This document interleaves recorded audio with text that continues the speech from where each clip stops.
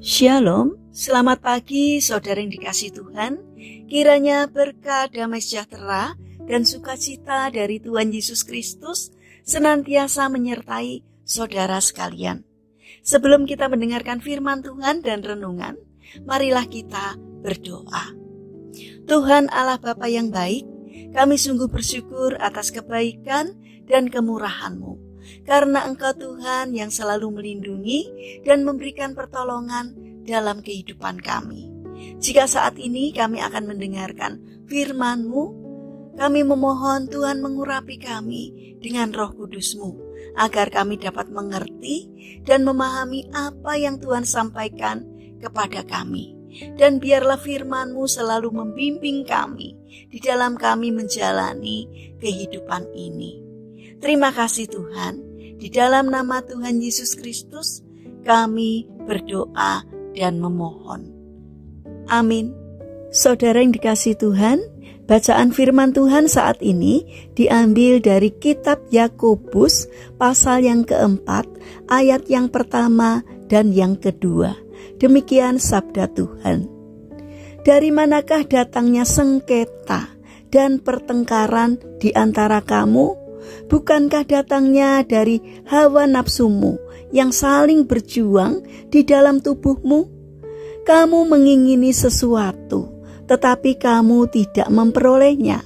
Lalu kamu membunuh, kamu iri hati, tetapi kamu tidak mencapai tujuanmu. Lalu kamu bertengkar dan kamu berkelahi. Kamu tidak memperoleh apa-apa karena kamu tidak berdoa. Tema renungan saat ini adalah keegoisan menjauhkan kasih. Saudara yang dikasihi Tuhan, suatu ketika ada seekor beruang baru keluar dari sungai dan hendak menyantap seekor ikan gabus yang ditangkapnya. Namun beruang itu belum memakannya. Tiba-tiba muncul seekor beruang lain dan mencoba merebut ikan itu. Beruang yang pertama tidak mau mengalah. Ia melawan sehingga terjadilah perkelahian di antara kedua beruang itu. Saat terlibat perkelahian yang seru, kedua beruang itu tidak menyadari kalau ikan gabus yang mereka tangkap sedang meronta-ronta berusaha masuk kembali ke dalam air. Ikan itu berhasil mencapai air dan pergi meninggalkan mereka yang masih berkelahi. Setelah perseteruan mereka berhenti, mereka mencari ikan itu, namun sudah tidak ditemukan lagi. Saudara yang terkasih, kisah dua ekor beruang ini menggambarkan sifat manusia yang egois. Masing-masing hanya mementingkan kepuasan diri sendiri tanpa memperhatikan orang lain, sehingga pada akhirnya berkat yang datang kepada mereka menghilang. Tuhan mengajarkan kita untuk saling berbagi dan saling memperhatikan satu sama lainnya, suka memberi dan bukan meminta, aktif di dalam berbagi dan pasif di dalam menerima. Itulah kehidupan iman Kristen yang sesungguhnya. Beruang merupakan hewan yang tidak mengerti indahnya hidup berbagi. Tetapi kita manusia telah diajarkan oleh Tuhan untuk menunjukkan belas kasihan di dalam hidup bersama. Berbagi dan mengutamakan orang lain akan memberikan kebahagiaan tersendiri di dalam diri kita. Seperti saat kita melihat orang lain tersenyum penuh sukacita, maka kita pun akan merasakan sukacita. Keegoisan menunjukkan bahwa kita belum dewasa secara rohani.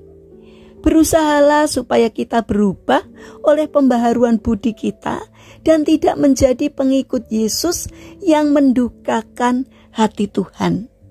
Hubungan kita yang dekat dengan Tuhan akan menuntun sikap kita menjadi semakin dewasa. Roh Kudus akan membimbing kita sehingga segala kedagingan seperti itu akan dimatikan dan diganti dengan kasih Yesus yang penuh kemurahan. Untuk itu, jangan keraskan hati kita.